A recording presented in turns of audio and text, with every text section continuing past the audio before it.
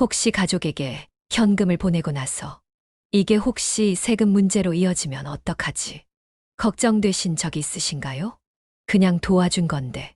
가족이니까 당연히 줘도 되지 않나 하셨다죠. 하지만 살다 보면 생활비나 자녀 학자금, 병원비를 주고받다 보면 이제 슬슬 국세청에서 캐무는 건 아닐까. 불안감이 머리를 스칩니다. 예전처럼 아무렇지 않게 현금을 건네기에 세상이 많이 달라졌습니다. 증여세 폭탄, 세무조사, TV 뉴스나 지인들의 하소연 덕분에 어깨가 무거워지시진 않았나요? 오늘 이 이야기는 세무사 이호재님의 실제 내용을 바탕으로 구성했습니다. 수많은 사례를 다뤄온 현직 전문가의 조언을 통해 가족 간 현금 거래, 계좌 이체, 차용증 작성 등 복잡한 문제를 하나하나 풀어드립니다.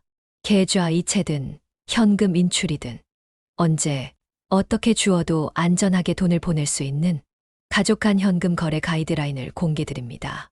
가족이니까 더 챙겨야 하고 가족이니까 더 조심해야 하는 이 시기에 지금 끝까지 들어보시면 정말 도움되는 핵심만 정리해 드리겠습니다.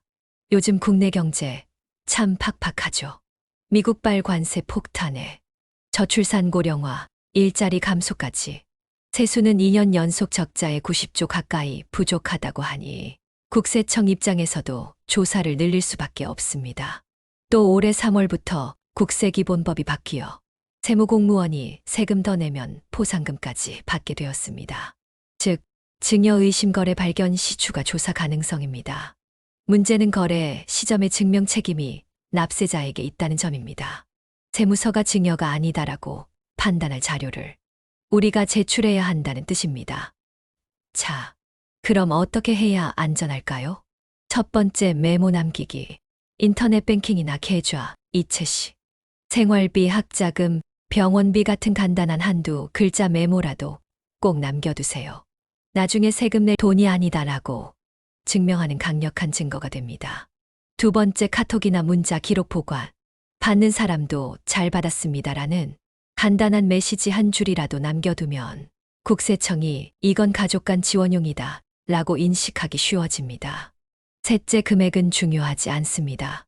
월 평균 500만 원이든 300만 원이든 많이 준다는 이유만으로 증여라 판단하지 않습니다. 실제 생활 교육 병원비로 사용했다면 그 돈은 비과세 대상이 됩니다. 단, 돈을 받아 부동산을 사거나 예적금을 붙이거나 비트코인에 투자하면 증여로 판단된다는 점 꼭 기억하셔야 합니다. 네 번째, 부양 의무자 판단. 조부모가 손주에게 학자금 생활비를 주는 경우 부양 의무자는 자녀 부모이지 조부모가 아닙니다. 그러므로 이 경우 국세청은 이를 증여로 간주해 과세한 바 있습니다. 이 기준도 꼭 기억하세요. 다섯 번째, 필요할 때마다 소액으로 나눠서 1년치 생활비 3천만 원을 한꺼번에 보내는 게 아니라 준 만큼 바로바로 계좌 입금하거나 ATM에서 현금 인출처럼 그때그때 소액으로 보냄으로써 생활비 용도 입증이 훨씬 수월해집니다. 결국 이 5가지 조건만 지켜도 95% 이상 가족 간 현금 거래는 증여가 아닌 비과세로 안전하게 처리됩니다. 그리고 혹시 자녀가 결혼 자금처럼 큰 돈을 필요로 한다면 그때는 꼭 차용증을 쓰셔야 합니다. 차용증에는 빌려준 날짜, 금액, 언제까지 갚기로 했는지, 이자 조건은 어떤지 이런 내용을 정리해 두면 됩니다. 이걸 한 장 작성해 두는 것만으로도 증여세 폭탄을 막을 수 있습니다. 그리고 꼭 말씀드리고 싶은 게 하나 더 있습니다. 폰으로 돈을 뽑을 때도 조심해야 합니다. 하루에 1,000만 원 이상 인출하면 자동으로 국세청에 통보가 됩니다. 그 자체로 조사로 이어지진 않지만 자료가 쌓이면 나중에 부담이 됩니다. 그래서 안전하게 하시려면 하루에 950만 원 이하로 나눠서 인출하시고 며칠 연속 인출은 피하는 게 좋습니다. 이 모든 과정이 어렵게 느껴지실 수 있지만 익숙해지면 오히려 마음이 편해집니다. 대구 부모님께 드리는 생활비 괜찮을까요? 서울에서 자취하는 한 딸이 있었습니다. 매달 월세에 식비에 본인 생활도 빠듯했지만 부모님 생활비를 빠뜨리지 않았죠. 아버지가 혼자 계셔서 걱정도 컸고 도와드릴 수 있을 때 해드리자는 마음뿐이었습니다. 그런데 어느 날 아버지 계좌로 송금된 몇백만 원이 증여로 오해받을 수 있다는 이야기를 들었고 딸은 너무 놀랐습니다. 그런데 다행히도 딸은 매번 이체 시 생활비 송금이라는 메모를 남겼고 카카오톡으로도 잘 쓰세요라는 문자를 꼭 보냈습니다. 그 덕분에 세무조사 과정에서도 이 돈이 증여가 아닌 생활비 명목의 정기 지원임을 명확하게 입증할 수 있었습니다. 이 사례에서 중요한 건 돈을 준 사실보다 어떻게 남겼는가입니다. 서울에 사는 딸이 종종 대구에 있는 부모님의 현금 생활비를 딸이 대신 카드로 처리해도 되나요? 딸은 서울에서 자취하며 벌이도 적은 상태였습니다. 엄마 카드를 대신 써왔는데 대구 서울 간 지리적 차이안도 넘어가는 서핑이 문제였습니다. 결론은 단골 생활비 용도, 지역 상관없이 부모님을 부양하는 목적이라며 딸이 카드를 사용하는 것도 전혀 문제 없습니다. 단, 카톡 계좌 이체 내역에 5월 생활비라는 메모를 반드시 남기셔야 합니다. 자녀가 결혼 자금 신혼집 마련 대신 부모에게 2억 가까이 돈을 빌리고 싶어요. 증여 문제가 생길까 걱정됩니다. 부모 입장에선 도와주고 싶은 마음, 자녀 입장에선 부담스럽지 않게 대출받고 싶었죠. 이럴 때 써야 할 도구가 차용증입니다. 당사자 인적사항, 돈 액수, 상환 일정, 이자율 또는 이자면 표기, 은행 계좌 정보를 모두 기재하면 됩니다. 오늘부터라도 차용증만 잘 써도 수천만억 원대 사례도 증여세 폭탄에서 금전대차로 완벽히 전환됩니다. 이자율이 연 4.6%로 제한되어 있기에 2억 1,700만 원 이하라면 이자 무이자로 표시해도 증여로 인정되지 않습니다. 만약 이자 받으면 다음해 5월 종합소득세 27.5% 신고 대상이니 그 부분만 인지하고 진행하면 됩니다. 자녀 명의 통장에 돈을 넣어뒀는데 괜찮을까요? 결론부터 말씀드리면 용도와 사용 주체가 누구냐에 따라 달라집니다. 자녀 명의 통장이지만 실제로는 부모가 사용하고 관리한다면 그건 실질 소유주가 부모로 간주됩니다. 하지만 자녀가 직접 쓴다면 그건 자녀의 자산으로 인정되며 과세 기준이 적용될 수 있습니다. 이럴 경우 자녀가 사용하는 용도까지 증빙이 필요합니다. 생활비와 증여는 어떻게 구분하나요? 생활비는 말 그대로 부양 목적, 생계 유지 목적이 명확해야 합니다.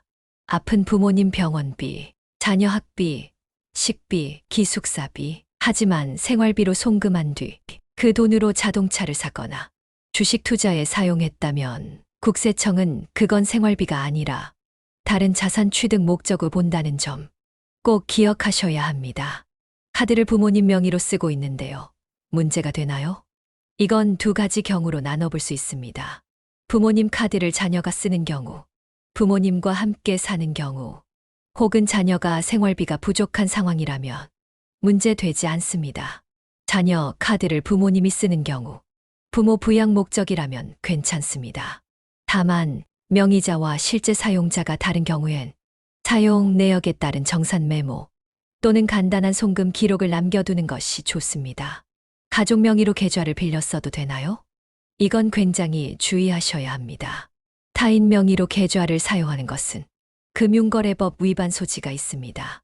심할 경우 자금 세탁으로 오해받을 수도 있기 때문에 가족 명의 계좌도 직접 사용은 피하시는 게 좋습니다.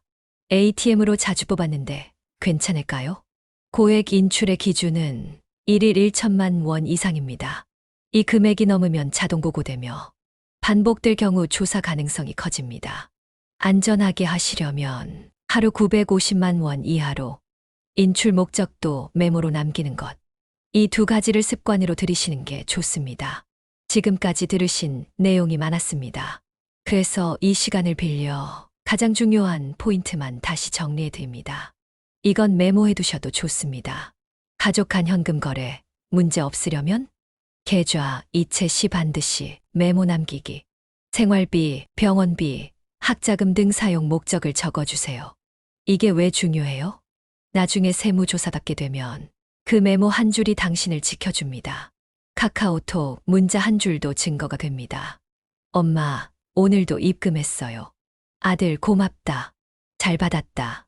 이런 메시지 하나가 세무서에서 이건 증여가 아니네요라고 판단하게 해줍니다. 생활비는 금액이 아니라 용도가 기준입니다. 한 달 50만 원이라도 그걸로 주식을 샀다면 증여로 보입니다. 반대로 300만 원이어도 병원비 교육비로 썼다면 과세 대상이 아닙니다. 차용증은 목돈 거래의 생명줄입니다. 부모 자식 간 혹은 형제 간에 1,000만 원 이상 금전 이동이 있다면 반드시 차용증 한 장 써두세요.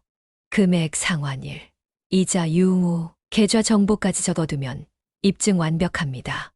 고액 현금, 인출은 주의. 하루 1,000만 원 이상은 국세청 자동 통보. 반복되면 조사 가능성 커지. 그래서 950만 원 이하로 나누어 인출. 인출 메모 함께 남기기 추천드립니다. 이 5가지만 기억해도 여러분의 돈과 마음, 그리고 관계를 모두 안전하게 지킬 수 있습니다.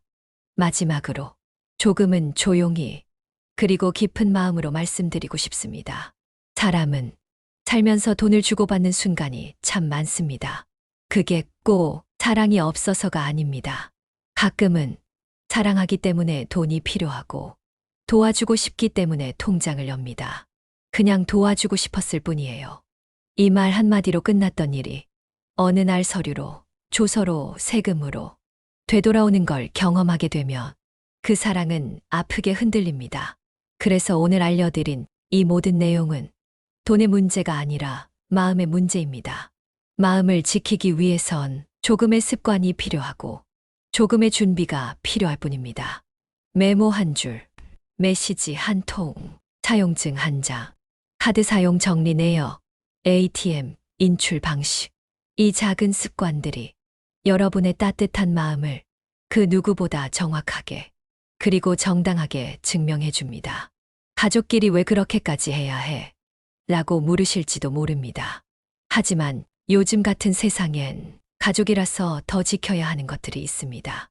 오늘 들으신 이 모든 이야기가 여러분 삶에 작은 도움 되었기를 바랍니다. 혹시 이 영상 속 사례가 당신의 이야기 같았다면 지금 댓글로 들려주세요. 그리고 당신과 같은 고민을 가진 가족이 있다면 이 영상을 함께 나눠주세요. 좋아요와 구독은 시니어 라이프 코치 채널에 큰 힘이 됩니다. 오늘도 당신의 따뜻한 선택이 가족 모두를 지켜주는 든든한 울타리가 되기를 바랍니다. 감사합니다.